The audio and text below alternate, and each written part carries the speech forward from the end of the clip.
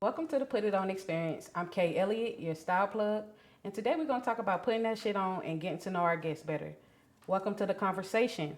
A person who works with women who have low self esteem, low confidence, and no fashion sense. My girl Britt. Hello, it's me. I like that. It's me. Hey, how you doing, love? I am blessed, too blessed to be stressed, and I'm I happy to heard be that. here. I heard that. We all blessed, ain't we?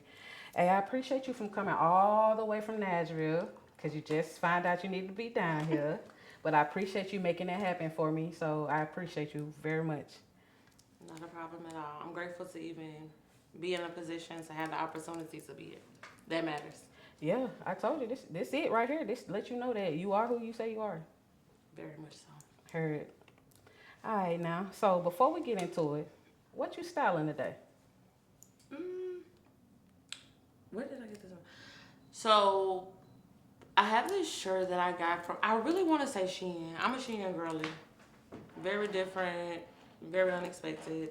But this skirt, I got this from a Pampering with a Purpose event that I had been given the opportunity to be a part of. And this is actually a two-piece vintage set, but I just wanted to highlight the skirt. These right here, I'm a pink girly. But when it comes to these style boots right here, I'm a rock 'em. I'm a rock Heard. 'em. Yeah, I mean, I honestly think your boots make the whole thing like come together. I think that's my favorite part, and also your glasses. So yeah, you Thank you put you. that together like you always do. But listen, what really set it apart for me was my purse. Because it Yeah, makes no sense. but it does though. It It all just works brought it all together. together. Yeah, it all works together. But thank you. So what inspired you to choose this for today's show? That's actually a great question because I had two different options. And when I put this one on, I feel like it gave more of putting it on. Putting it on in a way that the average person wouldn't do. It allows me to separate from what's trending and what's expected. And just me being myself rather than dimming my light or trying to overdo it. Right. I heard that. Hey, no matter what the reason was, you did your thing. Thank you. Especially the neck piece. What would you call that? Just a choker? I would say, yeah, a choker. It's Okay. Okay. not Yeah, that's worn hard. much. But yeah. Heard. Heard. Okay, so people know you as Brittany. Let's talk about how you got started. Who and what inspired you to get into fashion? So, okay. As a kid, I've always been a fashion person. I love just putting on what I wanted to put on. Transparently, I used to always hear, you dress like a hoochie mama. And I'm like, what is a hoochie mama? Never seen one before. So I went into my box and I'm like, I'm going to dim my own light. As I got a little older, I'm like, this isn't me. It's uncomfortable. So I'm going to try this again. But I can't worry about how nobody else feels. And I began to hear again that I'm a hoochie mama. Now, a little TMI, when I had my surgery a couple years ago, I was very confused on how to dress this new body. So I started creating content for myself to remind myself of who I am and how I dress. And with doing so, it was inspiring to so many people, outside of myself, and it made me have to keep showing up because it was so much of an impact. So yeah, I started off as your fashion best friend. Yeah, that's what I know you as. Yeah, I personalized it as yours, anybody, fashion. That's always been me, authentic with it. But best friend because I've never had a friend that didn't call me their best friend, so I just gave it to the world. So I've noticed that you changed your name a few times. What was the reason behind that? Well, first things first, I love your fashion best friend behind me because it also was attached to my past that no longer exists. But then I did the bold edit, and with doing the bold edit, I felt like that was still me trying to prove a point, but nobody ever knew my name. I was either the bold edit or I was best friend, still to this day. So I wanted to go to proof is Brittany because I don't have a point to prove, but I am who I am, and here's the proof. But you also know my name. So throughout your different phases, you changed your name to adjust to whatever was happening at your time of your life. Who I am in the now, yep. Heard Or that. I heard yeah. that. Well, speaking of phases, I've noticed that you've gone through different phases these past couple years. How are you navigating those changes? It's a great question. I honestly honestly don't have a real answer. And I say that because in the now, I'm in an attempt to learn myself as an individual. Being with somebody for almost a decade and just solely living life around them and that no longer existing anymore.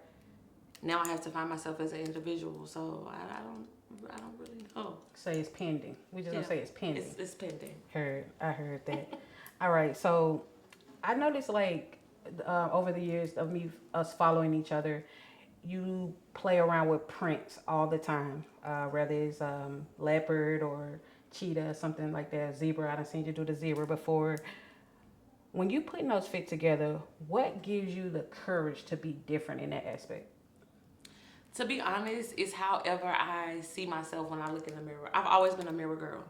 So before I look for validation from anybody else, if I go in my closet and I'm like, I just want to be different. One, you never know what you're going to get out of me. So when I get the plan in my clothes, I go stand in the mirror. And if I like how it's slowly coming together, then I just keep trying to find, well, what's the next thing that I'm going to put with it? So it gives me a completed look that I love before I can give it to anybody else.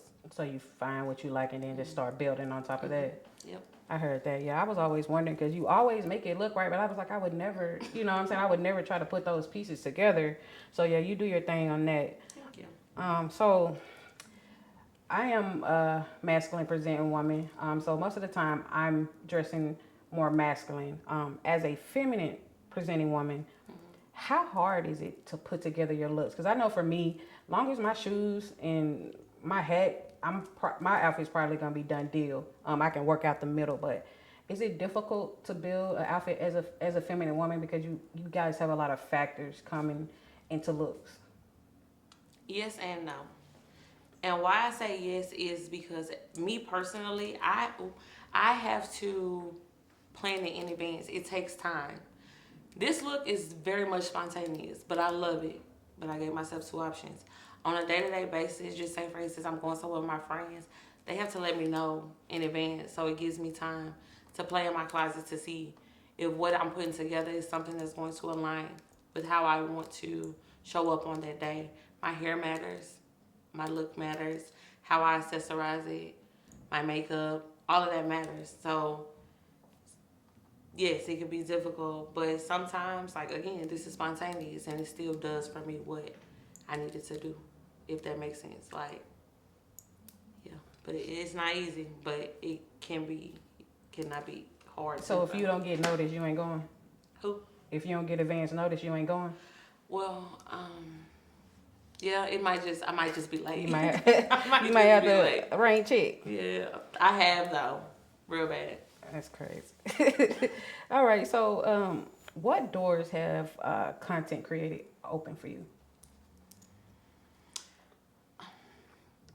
I keep saying that, but in all transparency, like being a people person, I was not a people person. I was raised to not be a people person, but to see the impact that I leave on people, the smiles that I put on their face, the safe spaces that I create for them to come to me and confide in me or ask for help and things like that.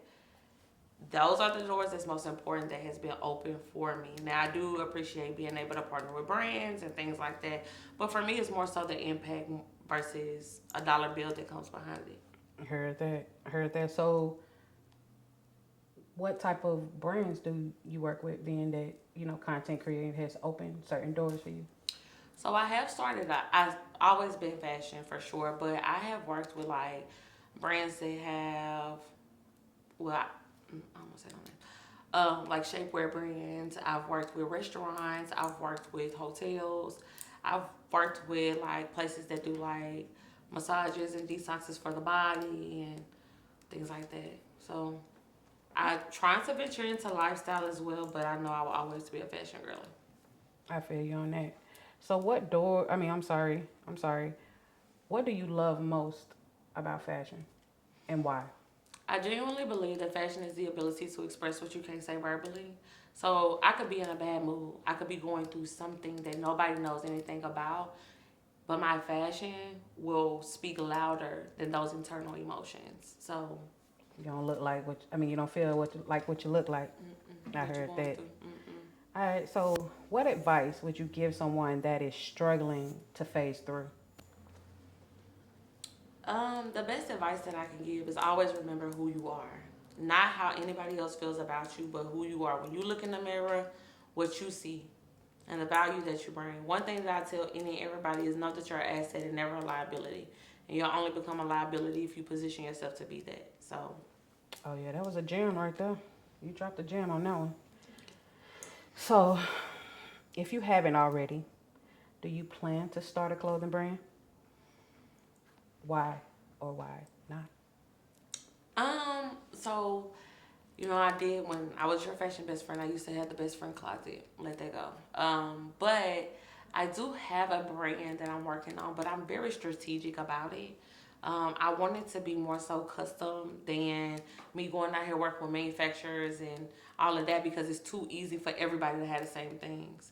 There's no way to set yourself apart, and that's what my brand will represent. Set myself apart. So would you get like what, a seamstress that makes one-off pieces or something like that? So the ultimate goal, me, I went to school for fashion design as well. So I'm working with a what are they called? Let's just say seamstress, and helping me advance my sewing skills a bit more, so I can do it. And eventually with time, I'm gonna do the sketches and hire my own manufacturing company, so I know that my business will stay within where it's supposed to. That's not a bad idea. Many people don't approach it that way when starting a brand. So I mean, being that you got the fashion degree, that's a head start in itself. Okay, so tell people how they can keep up with you. You can keep up with me on Instagram as Proof is Brittany. TikTok is Proof by Brittany. And I'm just gonna keep it at them two because Oh, you want to give them the rest? No, YouTube is still the bold edit. I've yet to change that. Okay, okay. Do you want them to follow you on YouTube? I mean, they can. Or subscribe, I'm I've been sorry. on it, but I'm coming. The Okay. bold edit. I'm still her, but that change will come very soon. Heard. So, what does putting it on mean to you?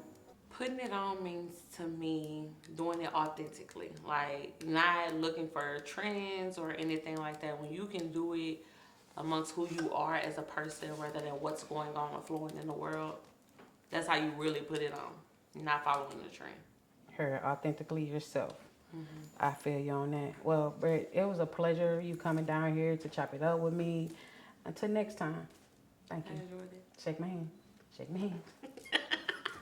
All right, now, it's a wrap of this episode of the Put It On Experience. Big shout out to Britt for coming through and showing us how to put it on.